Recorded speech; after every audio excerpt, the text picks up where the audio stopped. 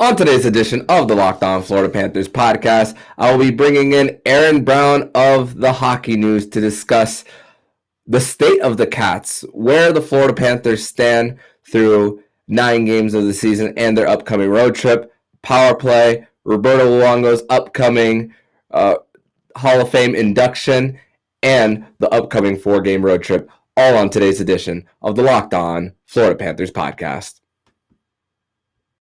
Your Locked On Panthers, your daily podcast on the Florida Panthers. Part of the Locked On Podcast Network. Your team every day.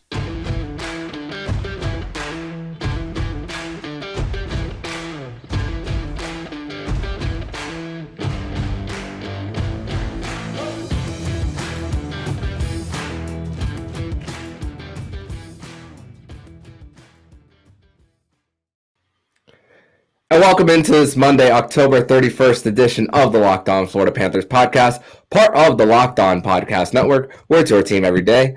Thank you for making the Locked On Florida Panthers podcast your first listen of the day. I'm Armando Velez, and you can follow me on Twitter at MonoMan12. Follow the show account on Twitter at LO_FLA Panthers. And don't forget to also subscribe to Locked On AHL and Locked On Fantasy Hockey with Flip Livingstone and Steel Roden. We'll be covering all the regular season activities around the National Hockey League.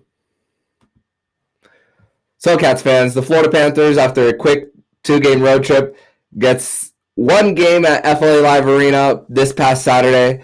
4 p.m. start time for the Panthers just this past Saturday. The very first Tkachuk versus Tkachuk battle that we got to witness. Actually, this was a game that I witnessed twice because first go round, I listened to it on the radio because of early Saturday games, unable to watch the game fully on TV based on my day job, but then got to watch it again on Sunday afternoon to experience it on the screen. But let me bring in my guest on the show for today's episode of the Locked On Florida Panthers podcast. On the other side of this audio, it's an edition of State of the Cats. This is an edition of the Locked On Florida Panthers podcast. We bring in some of the media members who are there on the daily covering the Florida Panthers. And today we are bringing in Erin Brown of the Hockey News.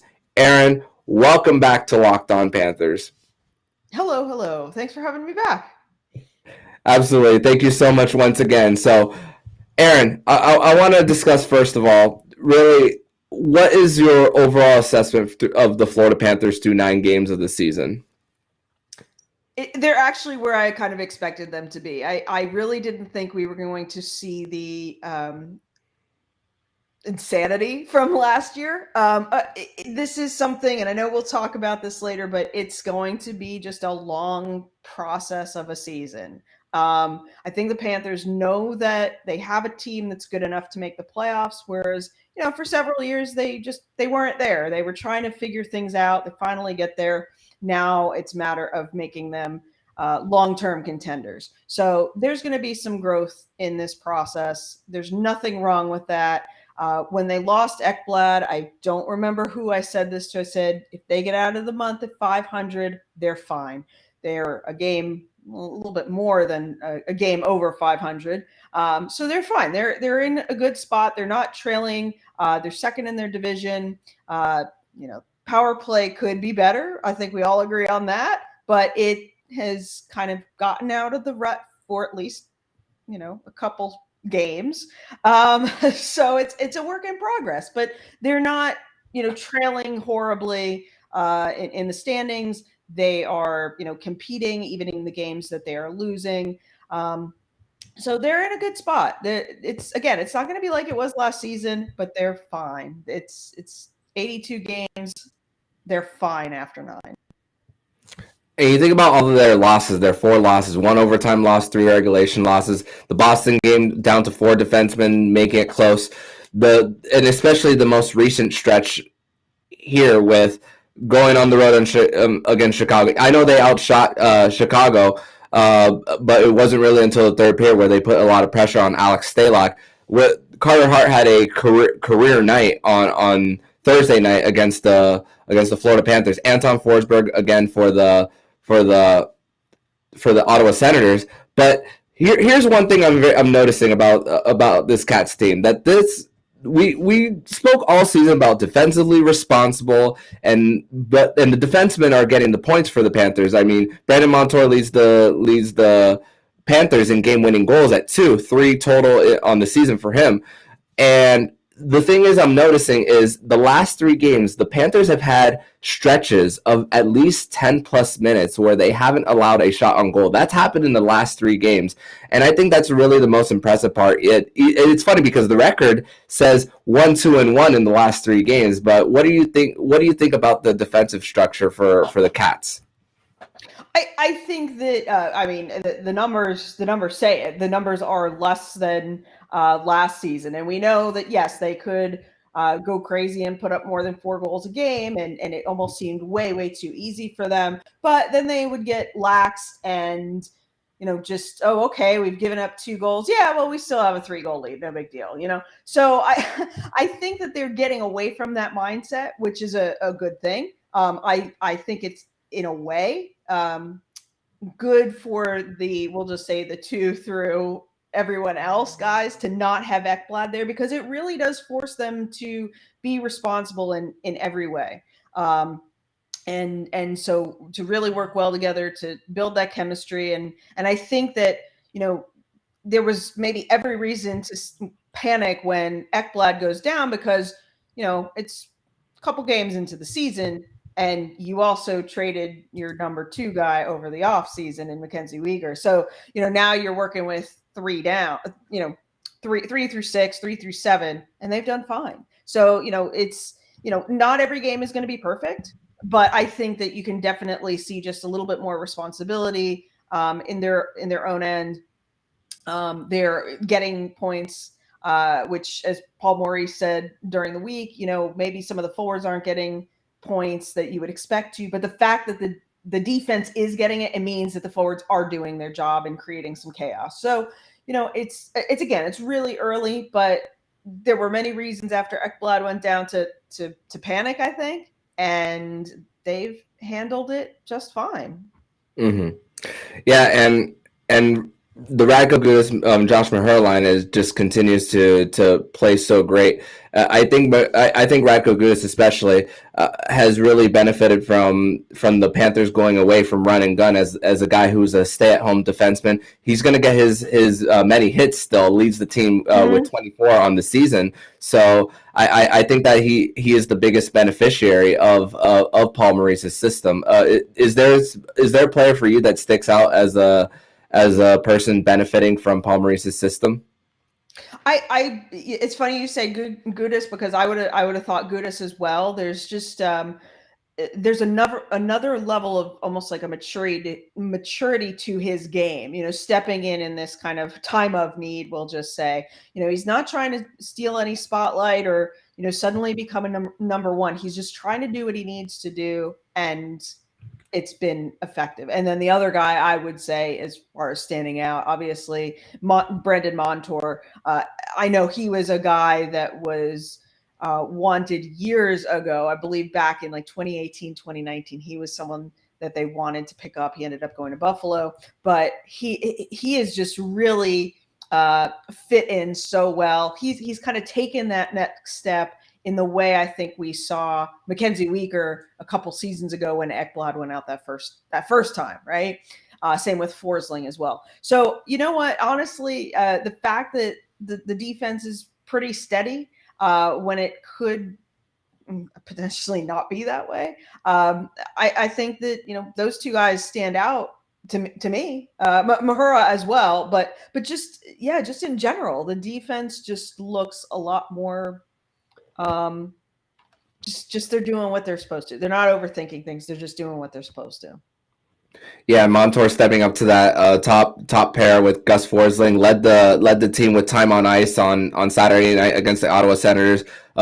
27 minutes and 49 seconds for the team. The Panthers, they put a franchise record of 58 shots on goal, because funny enough, at the end of the game, when the final score on the Valley feed showed, at least when I watched it, it said 53, but later on, it updated to 58, which ended up being the actual franchise record. Only twice in Florida Panthers history have they gone 2 straight games with getting 50-plus shots on goal. And for the Cats, they on Saturday was their franchise record, and in the top five for the Panthers as far as shots on goal in a game, 3 of those of the 5 came in the last 3 seasons for the Panthers. So it just goes to show what kind of era that we're in for the Florida Panthers as far as just a team that just dominates offensively. I mean, the only game this season where they didn't have more shots on goal than the opposition was opening night against the New York Islanders, and it took them a third period of a 12-5 shot advantage just for the Islanders to get more shots on goal than the Panthers. So it's just really been impressive, just this last stretch of just how dominant this Panthers team has been in just controlling the game. Yeah, and that's something. Even you talk about the shots in one aspect. Obviously, the goals are another. It's yes, the goals have come down compared to the last 2 seasons, but not. It's still not in like any sort of panic territory, right? Mm-hmm. They put up. They're putting up the goals. They're putting up the shots. If they continue with the shots, the goals will come. It is no doubt about that.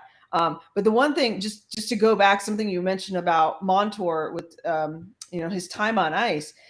In terms of average time on ice per game, this is something I looked up. He's top 5 in the league. So wow, yeah, that's something where you're just like, wow, okay, he's averaging about 25 minutes a game. So good on him that he's really been able to make something of the opportunity.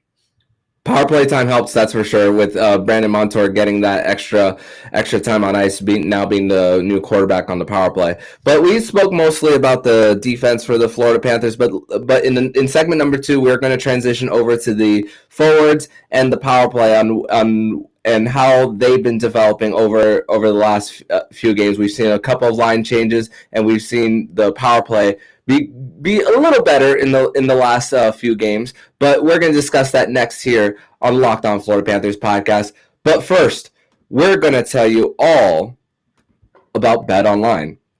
And BetOnline is your number one source for all betting football and the start of the new basketball and hockey season. Find all the latest player developments, team matchups, news, and podcasts, and in-depth analysis on every game. And as always, BetOnline remains your continued source for all your sports wagering information with live betting and up-to-the-minute scores for every sport out there. The fastest and easiest way to check in on all your favorite games and events, including MLB, MMA, boxing, and golf. Head to the website today or use a mobile device to learn more. BetOnline, where the game starts. Second segment here on this Monday, October 31st edition of the Locked On Florida Panthers podcast. By the way, I want to wish everybody a very happy Halloween if you happen to celebrate. It is a State of the Cats edition of the Locked On Florida Panthers podcast. Erin Brown from the Hockey News is here to discuss, the state of the Cats. So, Erin, so we've seen a little bit of line shakeups for the Panthers. It really started on Tuesday night against the Chicago Blackhawks, where Matthew Tkachuk was inserted on that top line. And at the time on Tuesday, it was when the Barkov, Tkachuk, Verhaeghe line were together on Tuesday. Their shots for versus shot against together was 9-1. That much of an advantage. So that put the light bulb for Paul Maurice to put those guys together. And we seen Verhaeghe score 2 goals on Saturday night. And all 4 goals for Carter Verhaeghe have been at home this season. So not the first time that Verhaeghe has had big stretches during the season as far as splits where he's had more goals at home than on the road. Barkov, we've been chatting all season about Barkov and as the drought that he's had to open the season. Usually a slow starter, but gets a power play goal on Saturday night against the Ottawa Senators. And by the way, the Panthers breaking their power play drought of 0 for 25 on Thursday when Brandon Montour scored on the power play. We mentioned him in the last segment, but how how are you seeing these forward lines that Paul Maurice has juggled a little bit so far in these last few games? So it's funny because I was thinking about this last night because Barkov, ever since Tkachuk has been on his line, has suddenly become the Barkov everyone has kind of been asking for over so many years. Shoot the puck more, shoot the puck more, shoot the puck more. And I wonder if he to me, he very much strikes me as obviously a team player, and he's going to do what is best, for the team. And he probably, in the past, especially as he's younger, is probably thinking, well, how do I be a team player? Well, pass the puck. But he's got a great shot. And everyone has always said, if he just shot more. So now what kind of situation do you put him in? You have a guy that Matthew Tkachuk, who is going to, just clean up a lot of garbage in front. We know that is his sweet spot. So what is the best thing that Barkov can do? Shoot.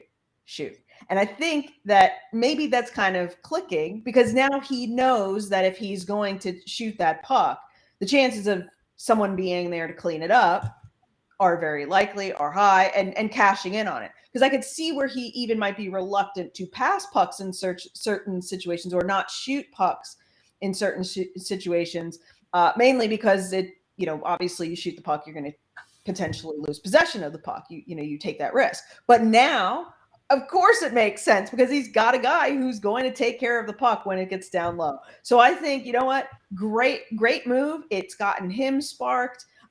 Just that whole line has kind of gotten a little bit better. The person I do feel for in this situation is Sam Reinhart because the poor guy is so deserving of a goal, and he'll get there. He'll get there. You don't want to break up that third line. The third line has been looking like a nice follow-up to last year's edition of that third line. I wonder if Reinhart would do better with Lundell because he did have that chemistry last year. But at the same time, everything else seems to be working just fine. So, I think that move to put Tkachuk on there, get Barkov shooting more, I think that's going to, as Maurice says, create a lot of chaos down low.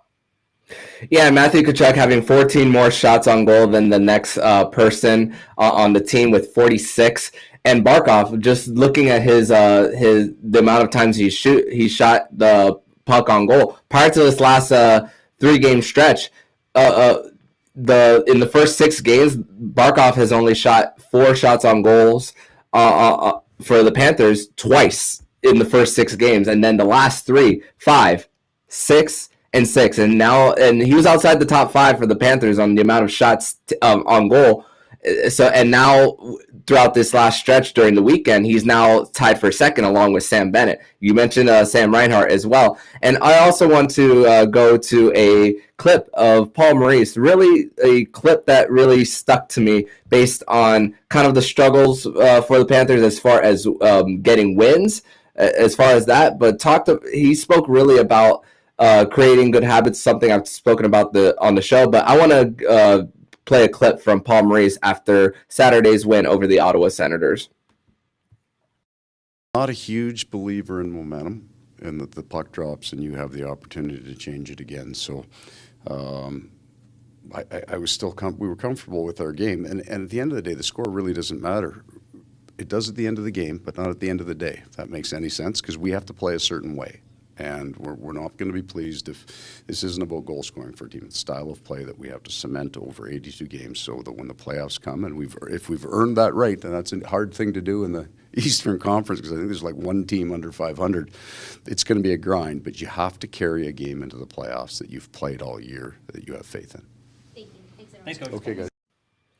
Yeah, and going back to that clip, Erin, the reason that stuck out to me is because Thursday we've seen that even though the Panthers have had stretches of dominating possession, they've had a few stretches as well in maybe 2 or 3 minutes where they give up multiple goals. I mean, it happened on Thursday against the Philadelphia Flyers where they give two goals in less than a 2-minute span, and then on Saturday, they were up 2-0, dominating possession. It was a 26-6 shot on goal advantage after the first period, and then it feel like the air was kind of sucked out of the building for a little bit for the Cats.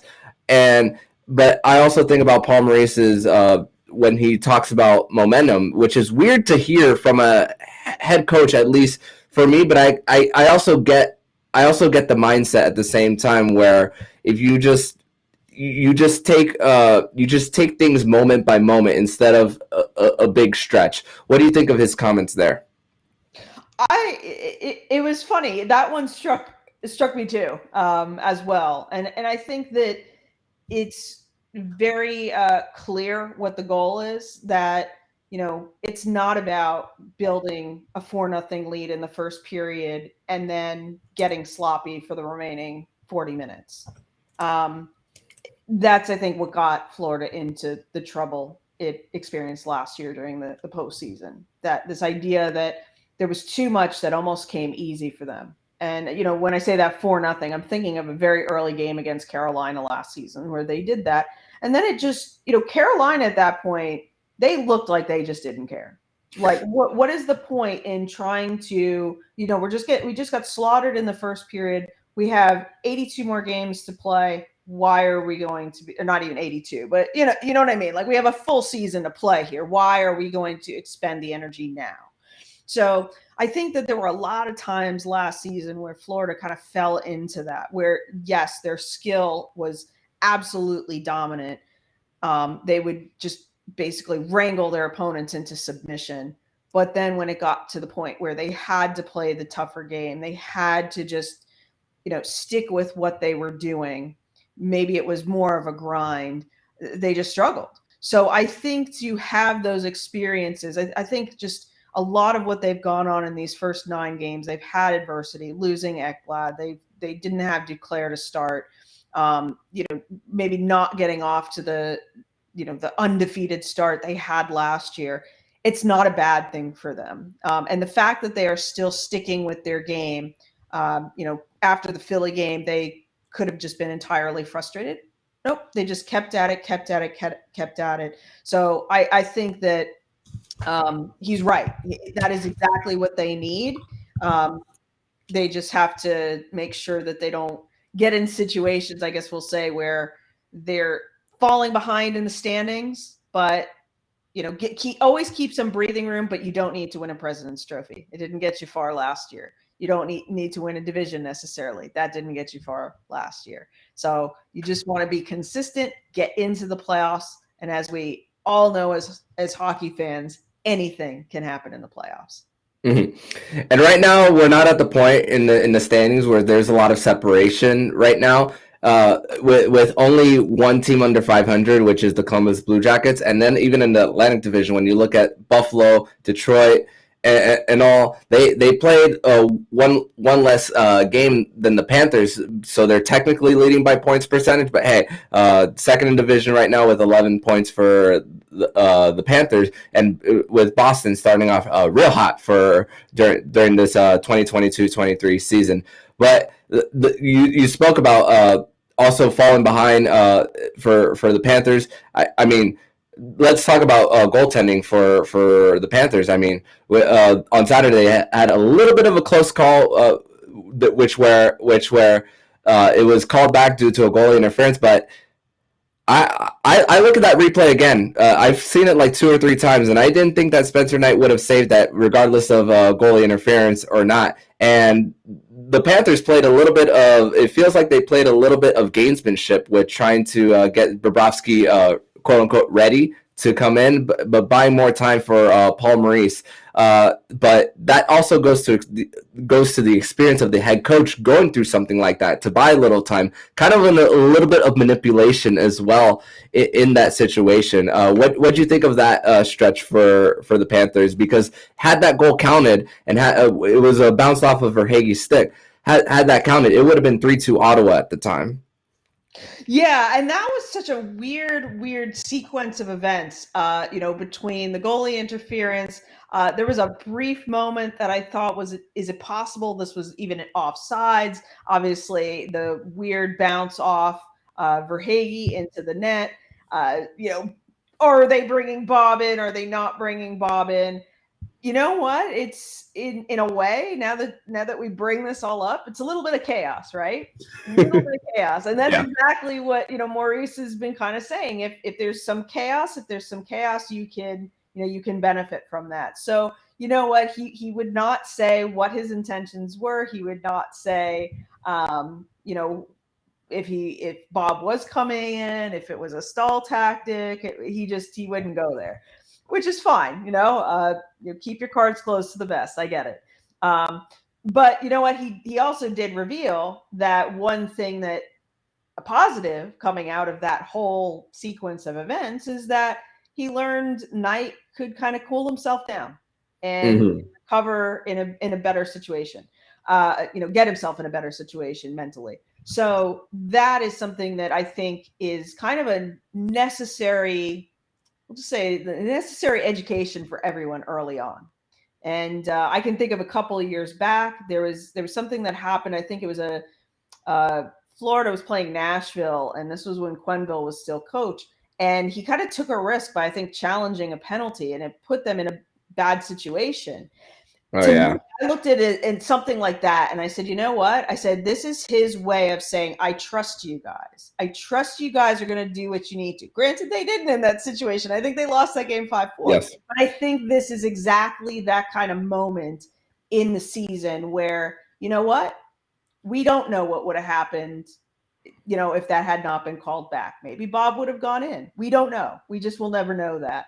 So, let Maurice have his moment of playing trickery. But I think that, what we did learn from it is that, hey, okay, Knight is okay. And there's going to be a moment down the line when the same thing happens. And rather than hit the panic button, Maurice knows, everyone else knows, the kid will be fine. Yeah, and still so much time for him. And the Panthers goaltending as a whole, I'm just now seeing this like right in front of me that they're still second in division, getting .897 save percentage from both of their goalies combined. And of course, numbers can be skewed, of course, this early in the season. So it takes a little bit to balance out and get a full picture.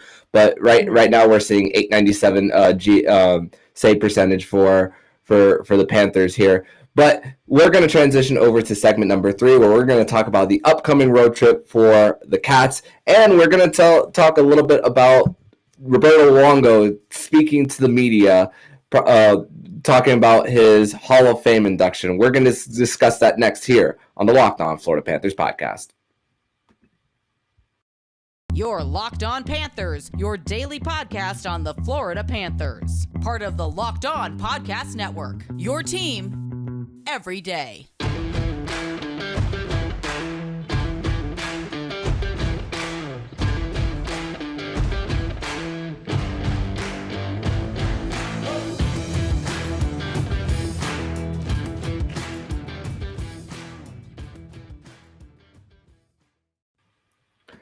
Third and final segment here on this Monday, October 31st edition of the Locked On Florida Panthers podcast. And thank you for making the Locked On Florida Panthers podcast your first listen of the day. And for your second listen of the day, make sure you listen to Locked On Game to Game NHL. Every moment, every top performance, and every result. Locked On Game to Game covers every game from across the NHL with local analysis that only Locked On can offer. Follow Game to Game on Locked On NHL, available on the Odyssey app, YouTube, and wherever you get your podcast.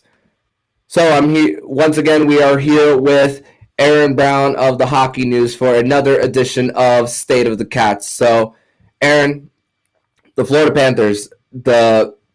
You spoke about at the very top of the show that if they got out of this month at 500, it feels like somewhat of not necessarily a huge victory, but this team is really in a decent spot for the Panthers. And now they're gonna go on a 4-game road trip starting on Tuesday night against the Arizona Coyotes. A very unique atmosphere that the Florida Panthers will find themselves in a 5,000-seat arena, where the Arizona Coyotes played their first game against the Winnipeg Jets. Which, funny enough, cool thing about that matchup was the old Winnipeg Jets versus the current Winnipeg Jets. So pretty cool matchup that the NHL put that as the first game of the Coyotes opener at at Mullet Arena. So what are your thoughts on the upcoming road trip for the Cats? Well, I'm sorry. I had to jump on the Jets Coyotes thing because, to be very honest, I thought, okay, who is being cruel to schedule that as far as the first match at Mullet Arena? Because you figure, like, you know, the whole reason the Jets, or one of the major reasons the Jets that became the Coyotes moved was because, oh, your arena's not big enough, right? So anyway, but yeah, and then you have, you know, you'll have people in Winnipeg watching that game with less than 5,000 seats in the arena, and I'm sure there were many people in Winnipeg who were triggered by that. So I just thought that was I thought it was a little bit ironic, but anyway. But yeah, but the upcoming road trip, basically, you know, they're playing 3 of the 4 worst teams in the NHL. You got the Ducks, the Coyotes, and the Sharks. So I think it's entirely fair to expect that they should get at least 6 points out of this road trip. But they will also play the Kings. Kings can be a challenge. So I think that, yes, 6 is the good target. If you get 8, awesome. If you get Looks like we lost Erin Brown a little bit there for a little bit. So we will be seeing if she is able to reconnect here. But let's go a little bit more on this road trip for the Cats here. She spoke really about the Kings before her audio cut off, and for the Panthers, of course, we know what the plan is for the Arizona Coyotes. They're trying to tank for Connor Bedard. The locker room situation, especially for the visitors' locker room, isn't the best situation for the Arizona Coyotes, and they're actually going to be playing 4 games before they go a whole month without having a single home game over at Mullet Arena. And then San Jose, a team in a new direction who hired a new GM who actually the GM is the brother of Miami Dolphins general manager Chris Greer. So Mike Greer is the general manager for the San Jose Sharks. Not even a week into the season for the San Jose Sharks, they deal with tragedy with losing Brian Marchment, Mason Marchment's dad, and then of course with a draft strategy for the San Jose Sharks, they immediately traded back for during the draft to gain some draft capital for the Sharks. And of course, LA, who has accelerated their rebuild in trying to, after a few dog years, even though they kept part of their core together in Anze Kopitar there, Drew Doughty, just to name a few, Jonathan Quick, even though they extended Cal Peterson there to be the future goalie. And Jonathan Quick has had a little bit of a resurgence these last few years. And of course, Anaheim, a great core 3 in Trevor Zegras, Mason McTavish, Jamie Drysdale. And something that I spoke about with Nick Fairbanks on Fairbanks Friday just a few weeks ago was saying that John Gibson could be this generation's version of Roberto Luongo, as a great goalie, but the offense is just has not been able to create some wins for the Anaheim Ducks. So a little bit of a different situation. So that we can but it's time for the Panthers to really take advantage. And that. So we're currently trying to get Erin Brown back on the show. She's having a little bit of connection issues on her end. It's not showing anything from my end because we have an interesting Roberto Luongo story here on the Locked On Florida Panthers podcast. So trying to get Erin Brown back on as we are buying a little bit of time for this edition of State of the Cats. On this edition of the Locked On Florida Panthers podcast. So, and there she is. She is back here. A little bit of connection issues there for Erin Brown, but she is back here. But Erin, I just finished rambling on a little bit about all 4 teams, the state of each, the Ducks, the Coyotes, the Sharks and the Kings all on this on this Western road trip for the Cats. So, but let's move on.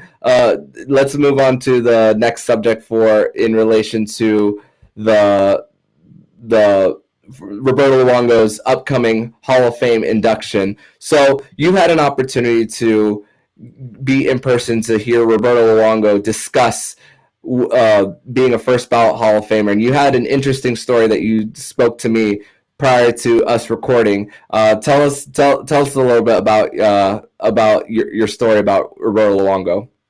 So yeah, this was probably one of the most happily timed interviews I've ever had to do work-wise. So long and short, little bit of promotion here. The Hockey News did a special issue this year, The Legends of Hockey. It's the 75th anniversary of the Hockey News. So we had some basically interviews. It's a magazine and just a ton of interviews with some of the legends of the game. And one of the features we wanted to do was basically a legend for every team. And without question, it was Roberto Luongo. So we do a lot of our work over the summer, believe it or not. And this was one of the interviews I needed to get. And it was something where we strictly wanted that interview format. So, whereas sometimes if we're just in little scrums with players and stuff, those might last like 2-3 minutes and, we get a story out of them. But in this case, if you're looking for a couple 1,000-word story, you need to have a longer interview. So we had to schedule that and schedule some time to do that. And it just so happened we scheduled the interview without realizing it would be the day that they do the Hall of Fame announcements. We had no idea. And so I was kind of panicked, actually, because I thought, oh my goodness, we're going to have this scheduled and we're going to be like 2 questions in. I'm going to need, I'm only going to get like 2 questions out of him. He's going to get a call from the Hall of Fame and I'm never going to hear from him again. So I had to laugh because it did work out. Obviously, if you check out the Hockey News, you'll see that interview, but it was something that he touched upon this week at his media day. And everyone asked well, how did you find out, whatnot? And what he conveyed was that Bill Zito had kind of told him, expect a call around noon. Well, noon came around and 12:30 and 1 o'clock, and the clock kept ticking. And he said something to Bill okay, they're not calling me. I guess I'm not going to get in this time. And he ended up getting the call at about I think it was 2:30. He said so. So he got it a little late. It was before I ended up having my scheduled interview with him. So it worked out, pretty, just like I said, very well timed and completely unexpected because, in all honesty, I think that interview was scheduled well in advance, and I didn't find out, I think, till Friday before that. Oh no, on Monday, we're going to find out if he's a Hall of Famer. So it ended up working out. Like I said, it is in the Hockey News. I believe we published it online right after it was announced. Just, the timing was good. So I'm sure I can share that with you, and you can share that on your feed for anyone who missed it the first time around. Yeah, so wow, we're talking all the way back to June when this happened, when we found out about the official that Roberto Luongo was going to be a first ballot Hall of Famer, and I can only anticipate him just standing around his phone, waiting 2 hours, and just thinking, well, I know for players. Their number one goal is to win the Stanley Cup, but of course their second one is to be in the Hockey Hall of Fame. But I know it would have been I would have felt for Roberto Luongo, of course, never winning a cup, getting one opportunity in 2011, and then waiting and then saying, well, there's always next year, but then to say, oh no, you're actually on the first ballot this time around. So it just an interesting story on how to get to on how he got into the Hall of Fame. Yeah, and obviously so deserving on the first ballot between his rise in Florida, his years in Vancouver were among some of the best the NHL has ever seen. The workload that he took on again, real early in his career, between what he faced here in South Florida, leading the league in shots faced, I think, in back-to-back years. Then going to Vancouver and shouldering like at least 75 games a season. That's a lot. That is an absolute ton. He won gold with Team Canada. So he has had a very, very storied career. May not have the cup, but that gold medal, I think, has to be pretty special as well. That's maybe more rare than a cup when you really think of it, and especially for him on home ice in Vancouver. I don't know. It's something that I don't think we asked him, but that would be my guess. That's got to be very, very special, because it's really a once in a lifetime kind of situation, and a lot of people wouldn't even get that chance to play on home ice for their country and win gold. Yeah, and when you think about Roberto Luongo, I mean, I didn't get to watch his first stint with the Florida Panthers, but just looking at the numbers and seeing how he faced 900 plus more shots than Marty Brodeur, and you think, how did he not win the Vezina that year as well, and then being the main starter for Team Canada over Marc-Andre Fleury and Marty Brodeur, who was a little older at the time during his playing days, but also getting the opportunity to have some glory with Team Canada. I think that's just I think that has really helped him in his career. And then back-to-back years, gold medal for Canada. Very next year, you make a Stanley Cup final appearance while being in the same city, mind you, as well. I think that's a really cool part of his career, even though it wasn't in a Florida Panthers sweater. Yeah, and you know what? It's something where the Panthers, they still had a big part in his career. They gave him that opportunity. He considers Florida his home. He has a real soft spot for the franchise. Obviously, coming back here, working with the team, and getting his number retired. So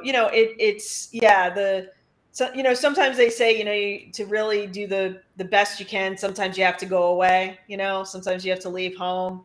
So, it's certainly, it's still part of his career. It's still something to be celebrated.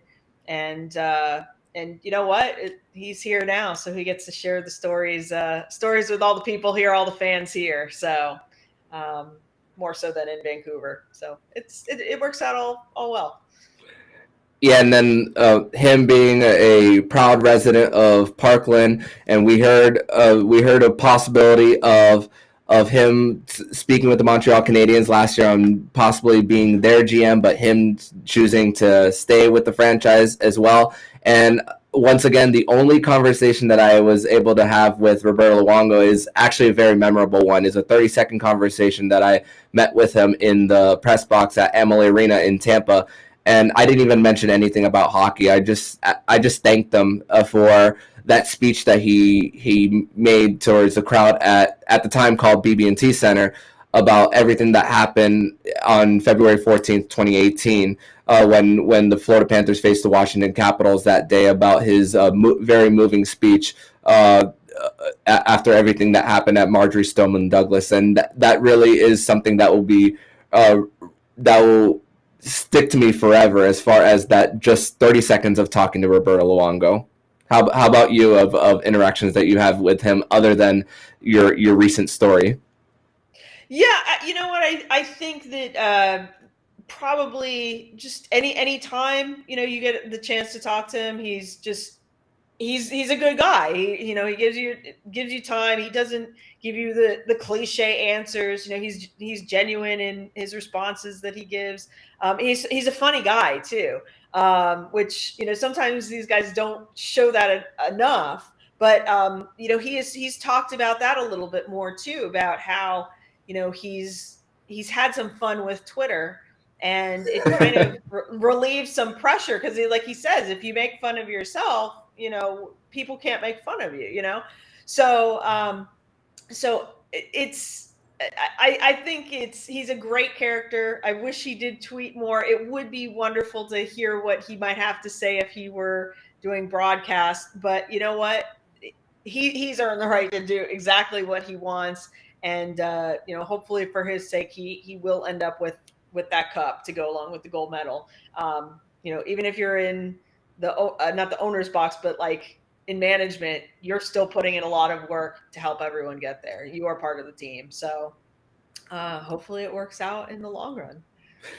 Yeah, and with Roberto Luongo, not too active on Twitter, but he does send funny tweets. He had a really funny one when Henrik Lundqvist decided to retire. He also had one based on when Kodak Black appeared at FLA Live Arena back in January of 2022. Crazy to think that was almost a year ago for him, for when that moment happened last season. But great, just continuing the great stories of Roberto Luongo, and we're just a few weeks away when he's officially enshrined into the Hockey Hall of Fame in Toronto. And make sure to check out Erin's story on Roberto Luongo at the Hockey News, and we will plug it in on the Locked On Florida Panthers Twitter feed so you guys can have a read at it. But Erin, I want to thank you once again for joining this edition of State of the Cats on the Locked On Florida Panthers podcast. For everybody out there, tell them where they can follow you and your work online. You can check out the Hockey News. I've mostly been doing Panther stuff, but adding some women's hockey into the mix. Lots of fascinating stories there. So the Hockey News, and then also on Twitter at Rinkside. Awesome, Erin. Thank you so much, and I hope to have you back on soon. Absolutely. And if you like what you're hearing, please subscribe to the podcast to be notified every single time the Locked On Florida Panthers podcast jumps into your podcast feed. Make sure to subscribe to Locked On NHL and Locked On Fantasy Hockey with Flip Livingstone and Steele Roden. We'll be covering all the regular season activities around the National Hockey League. Thank you for making the Locked On Florida Panthers podcast your first of the day. And for your next listen, check out Locked On Sports Today. The biggest stories of the day, plus instant reactions, big game recaps, and the take of the day. Available on the Odyssey app, YouTube, and wherever you get podcasts. So I'm Armando Velez with Erin Brown. And you've been listening to Locked On Florida Panthers podcast, part of the Locked On Podcast Network. We're your team every day.